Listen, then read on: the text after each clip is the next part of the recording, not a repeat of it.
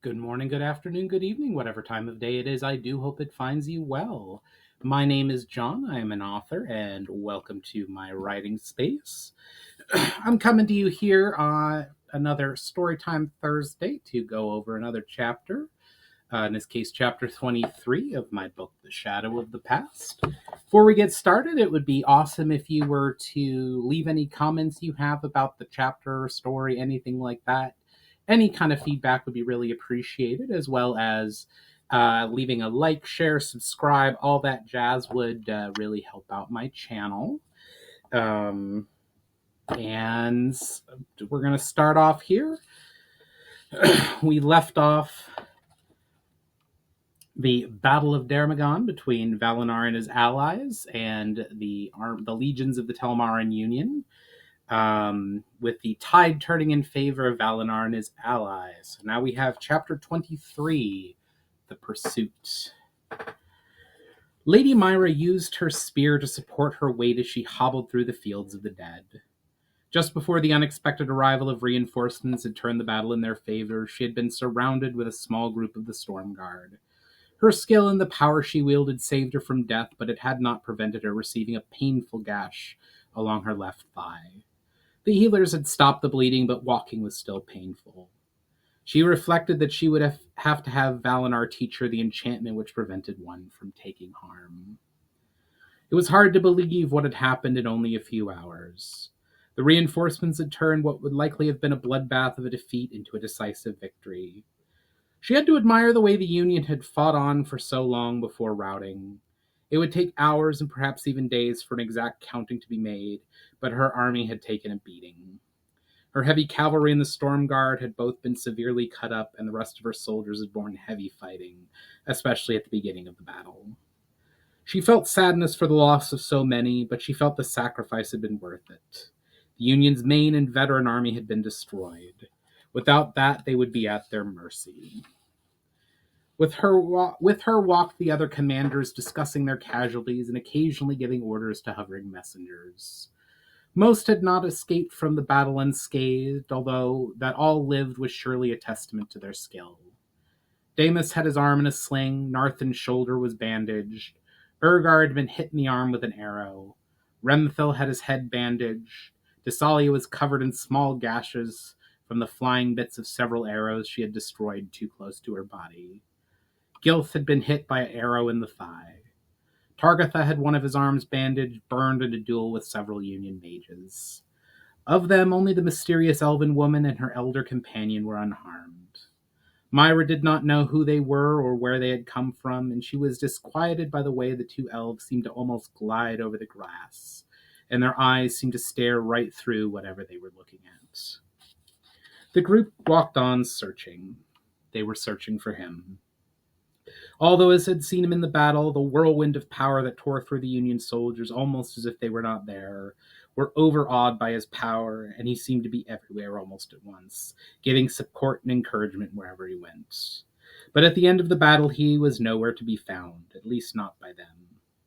They had given orders to round up those Union soldiers who had been captured into one place and to organize what soldiers were still unscathed into their proper units.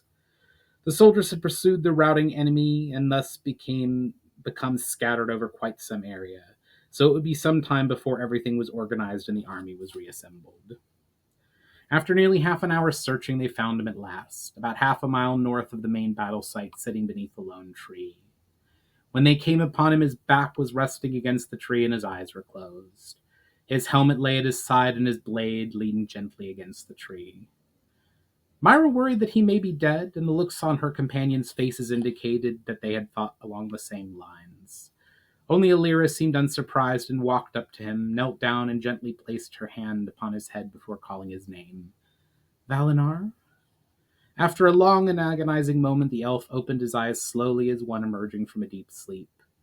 After a moment of staring, as if lost in thought, into Alira's face, he slowly turned his head towards the rest of them. He gave them a wan smile. "Are you all right?" inquired Urgar, with concern written all over his face. "All right," repeated Val'inar, as if he had never heard the term before. "That depends on what you mean by all right. If you are asking if I have received an injury, then I can assuage your mind. I am unharmed, although I am so very tired. I am not surprised, little brother, said Targatha, moving forward to help his brother to his feet. You have barely slept, or so I am told, for at least a week, and in that time you have performed feats of skill and power unseen upon this terra since your forebears went into hiding.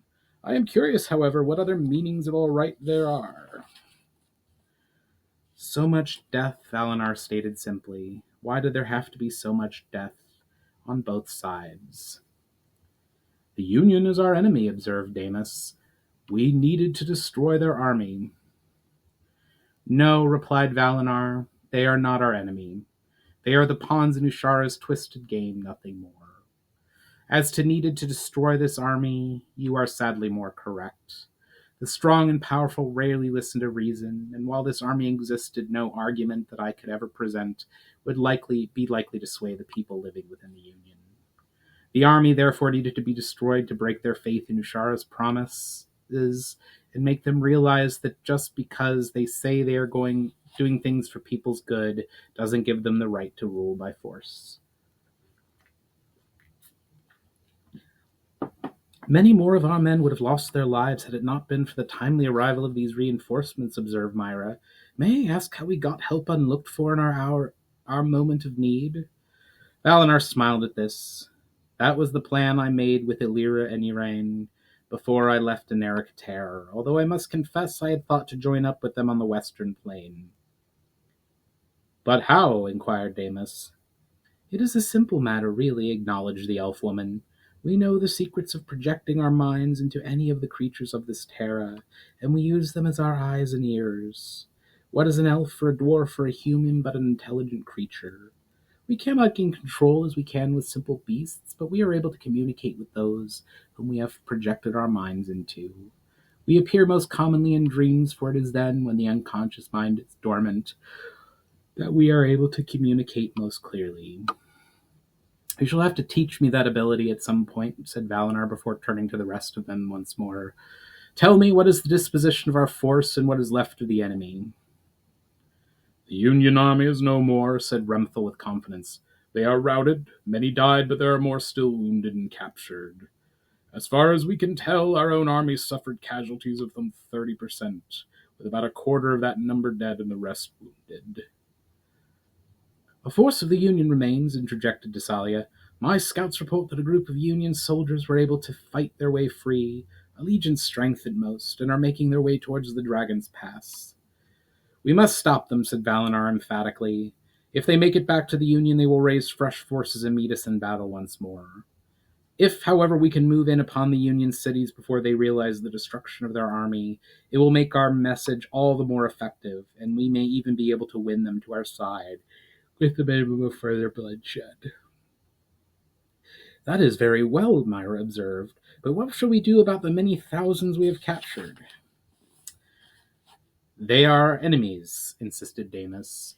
Remthel and Dessalia both seconded this sentiment, with Urgar observing that allowing them to live might create problems. They seemed on the edge of giving orders to this effect when they were interrupted by Val'inar.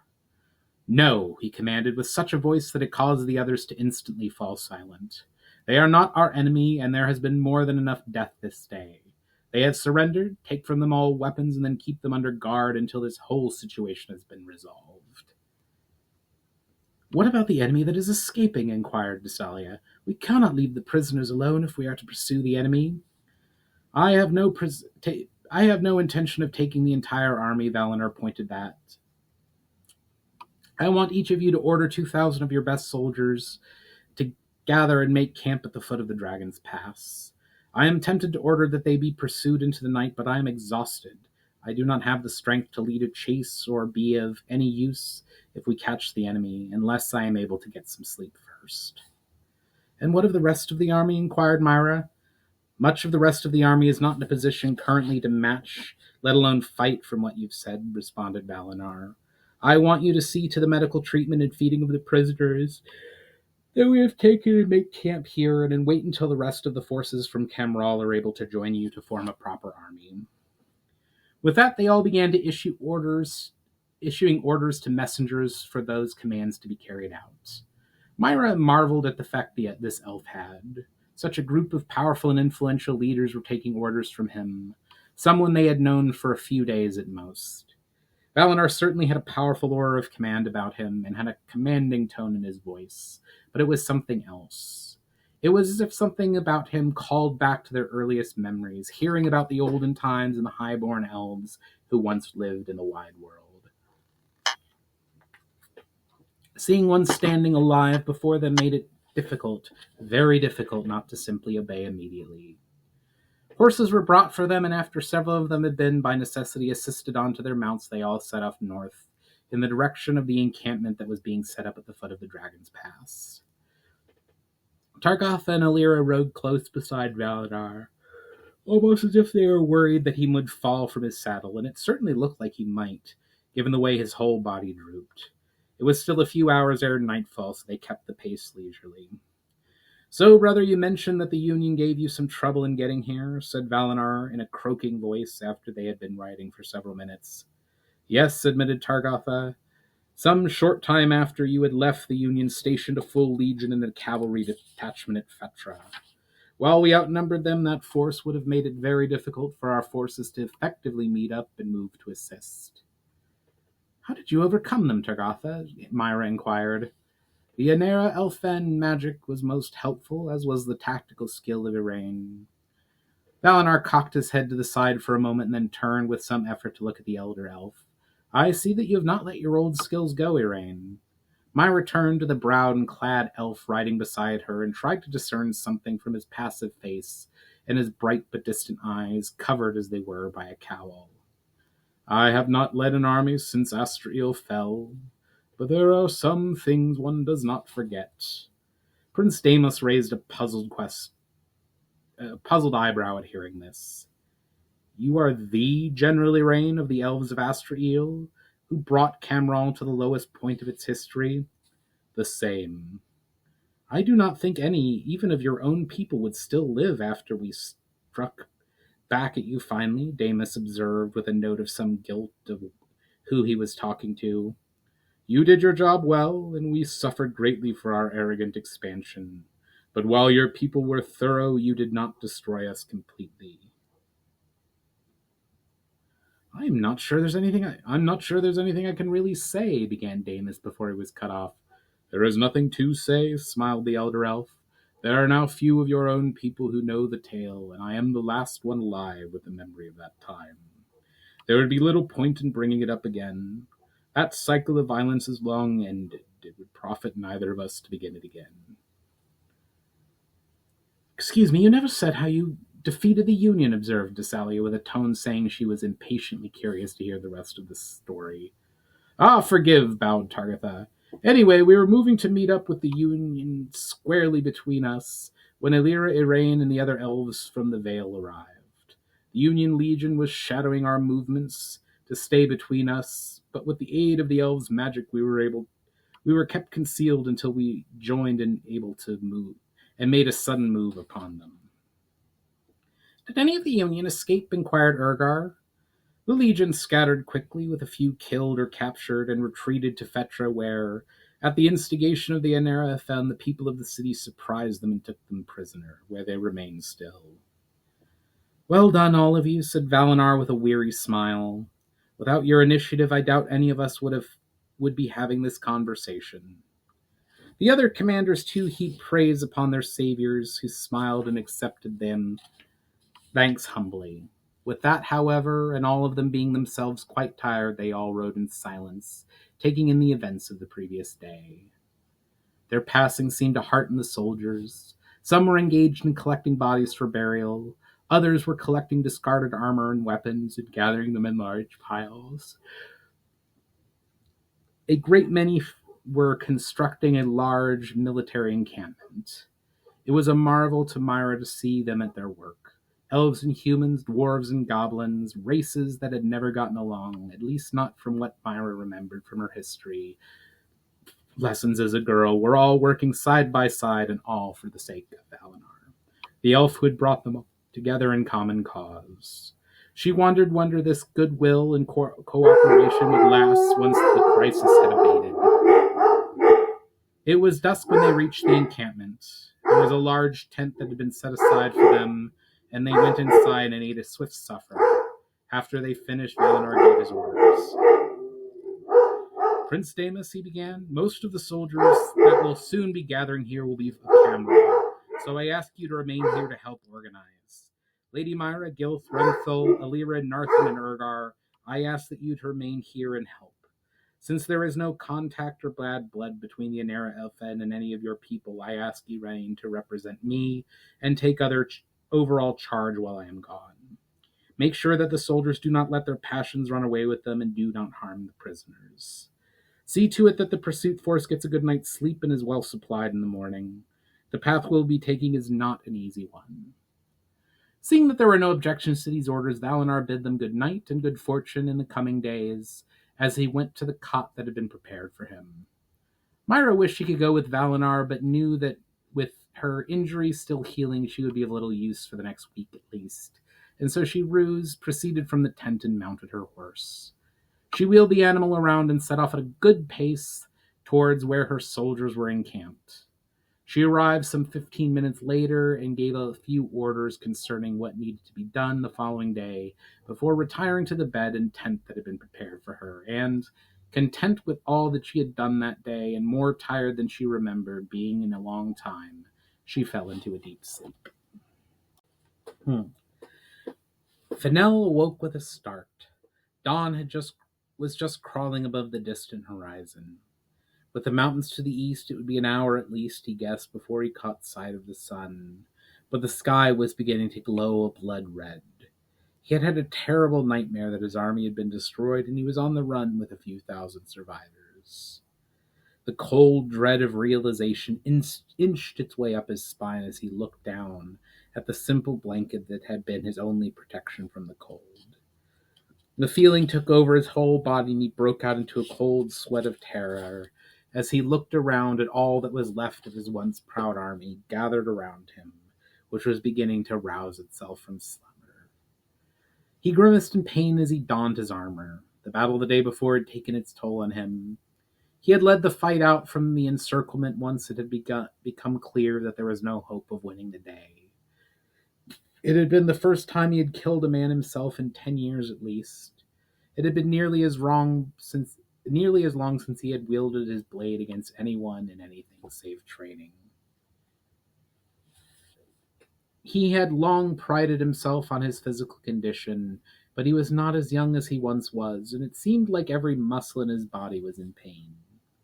It was then that Commander Venya noticed that he was awake and moved towards him. "Are you all right, General?" she inquired.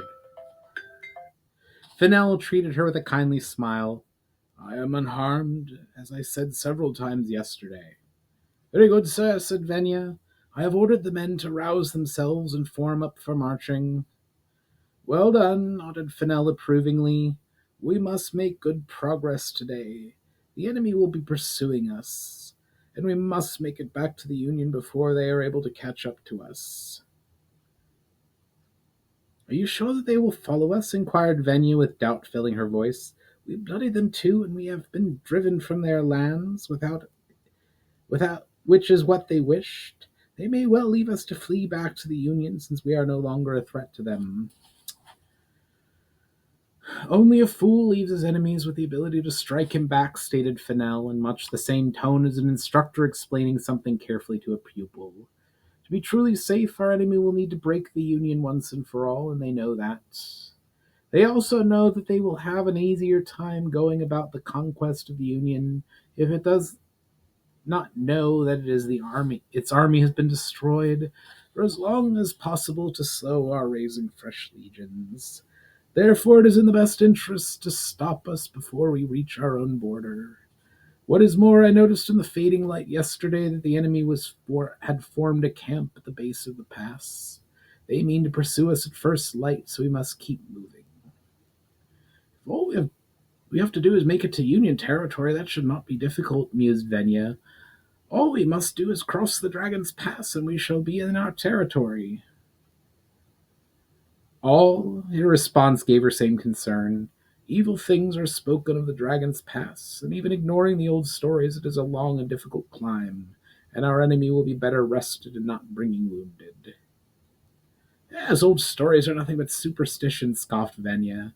The thin air high in the mountains causes people to see things.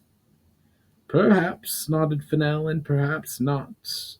It matters very little at this point. Order the men to form up and begin marching. Keep a clear eye out for pursuit. Phineas snapped off a quick salute and went to tend to his order. Fennel simply stood and watched as all that remained of his grand army, some 4,000 by his estimation, mostly of Venya's 6th Legion, formed into a marching column and began moving once more up the Dragon's Pass. Fennel had to admire the fortitude of his soldiers. They had fought hard for him in that darkest of yesterdays and had marched into the night up to the beginning stage of the pass.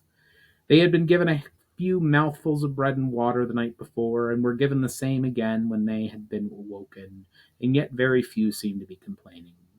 Most wear a look of determination upon their brows, as if they were determined to win through this challenge and any others that they may be asked to face.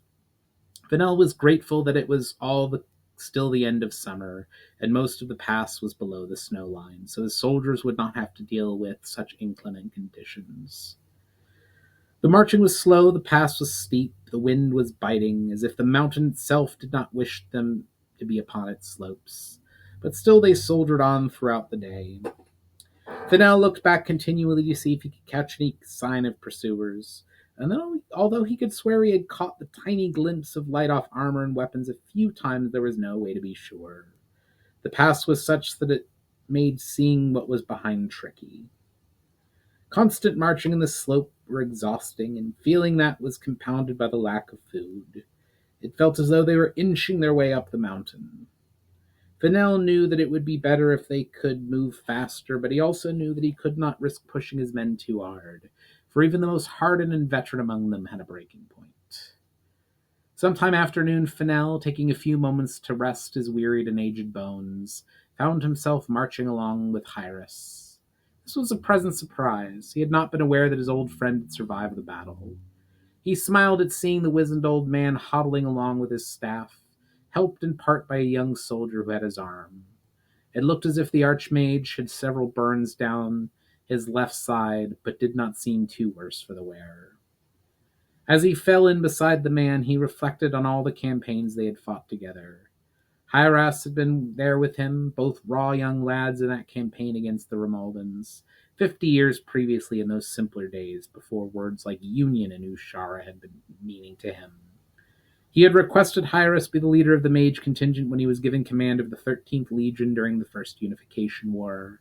There had been many battles since, and Hyras had ever been at his side, giving him counsel and aid. "I am pleased to see you alive, my friend," said Fennel at last. "I had thought you dead."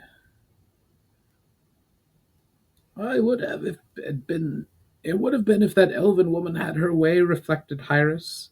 "Every spell I sent at her she unraveled with ease, and then she hit me with I can only describe it as an intense flash of light, which gave me the injuries you see here.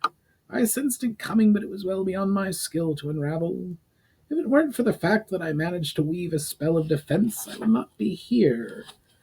I was carried to the rear after that happened, but since I could still walk well, I joined this force as it fought its way out." "Tell me, my friend," inquired Fennel, noticing a look of concern in the old man's eyes, "what is it that troubles you so?" The Archmage sighed. "I am well aware that I am not helping this any, but I must say that I fear that we are moving too slowly."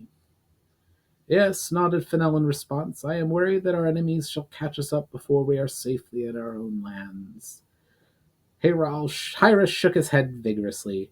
"No, that is not what I mean. If I am correct in where along the pass we spent the last night, we shall come upon the dragon's claw at around nightfall. We must get beyond there before we allow the men to rest. It is said that all who sleep within sight of that tower forfeit their lives." Venya says such tales are superstition, mused Fennel, but upon seeing his friend's stern expression, I am sorry, but I cannot push the men any harder. A great many, I'm sure, are on the very edge of their strength, but I will certainly keep your advice in mind when it comes time to decide when we rest. That is all I ask, nodded Hyras. They passed the rest of the afternoon in silence, in part because the thinning air and their exhaustion made it difficult to carry on a conversation. Fennel counted it as a blessing that exerting such effort in the air, an air that one was not used to, tended to induce nausea, among other things, and he hoped that it was taking the edge off the hunger of his men as much as it was his. It was getting toward dusk when Fennel crested a ridge to be greeted by an ominous sight. The dragon's claw loomed in the distance. On the one hand, Fennel found it unimpressive. What was left would not have risen to a height beyond a few stories, and it looked like an ancient and crumbling ruin, ravaged by the powers of wind and time. On the other hand, there was something powerful and ominous about it. Perhaps it was the fact that it looked like the tower had literally grown from the mountain itself. Perhaps it was the few crumbling statues of dragons that still remained. And perhaps it was the intangible something about the tower that seemed to bore straight into you and lay out everything that you were, everything that you were not, all you could be, and all you could have been. The tower got closer and closer as nightfall approached until Fennel found himself at a halt beside it and in a deep argument with Venya and Hyras. He had stopped and ordered that his soldiers be given some bread and water to regain their strength. The path would get easier from there on, since the dragon's claw stood at the summit of the pass. We cannot stop yet, insisted Hyras. We must not sleep within sight of the dragon's tower. Respect, Archmage Hyras, replied Venya, but the soldiers are exhausted, and moving out of sight of the dragon's claw would require several hours more marching. It is better to march for several more hours than to take the risk of sleeping here. What about the risk of going on? Demanded Venya. This pass is not exactly easy, and we have nothing with which to make torches. If we try to continue, many of the army might injure themselves, trying to find their way in the dark. In case you hadn't noticed, we have been marching under cloud cover all day. There is no moon and no stars to light our way this night. None who have slept within sight of the dragon's tower have ever lived to tell about it, reiterated Hyras stubbornly and with a note of panic in his voice. And perhaps there was simple enough.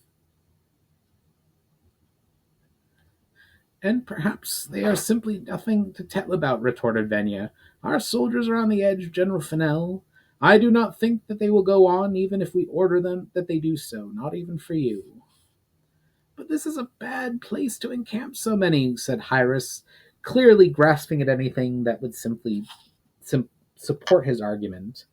Venya had clearly anticipated this. I have reports from some forward scouts I sent out that there is a large, open, and flat surface barely a quarter of a mile from here that could accommodate us.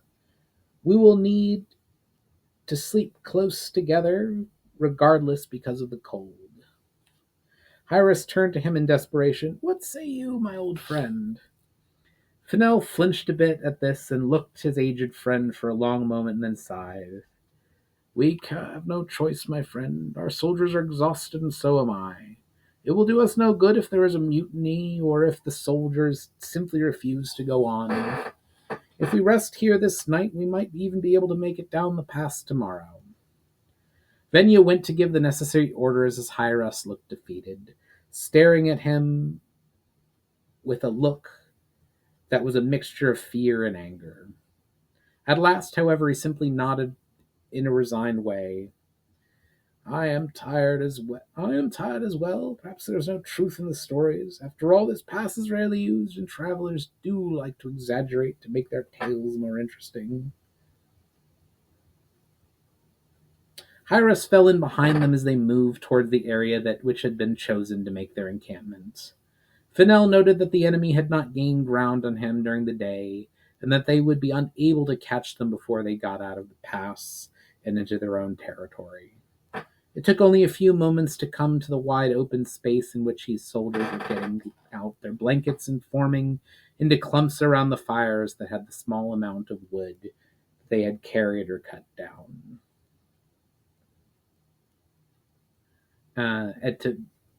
Was able to build. A number of sentries had been posted and orders had been given for the rotation. Vanel found a place beside one of the larger fires for himself and Hyros. The Archmage was asleep almost immediately, clearly a lot more tired than he had let on. Pain and weariness were all that filled Vanel's world now, as he stretched himself out and let what little heat the fire provided sink slowly into his skin, into his aged bones. Sleep came upon him quickly, and he drifted off. He chanced to look back upon the pass and saw looming above him the dragon's claw. And that is it for chapter 23. I do hope you enjoyed that. I would love for you to leave your comments below, what you thought of the chapter, my reading, all that good stuff. As well as please do like, share, subscribe, check out my socials, check out my books, all that good stuff. All of that's linked down below. I hope you all have a wonderful day and a happy Halloween, and safe and dry Halloween, ideally. And I'll catch you all in the next one.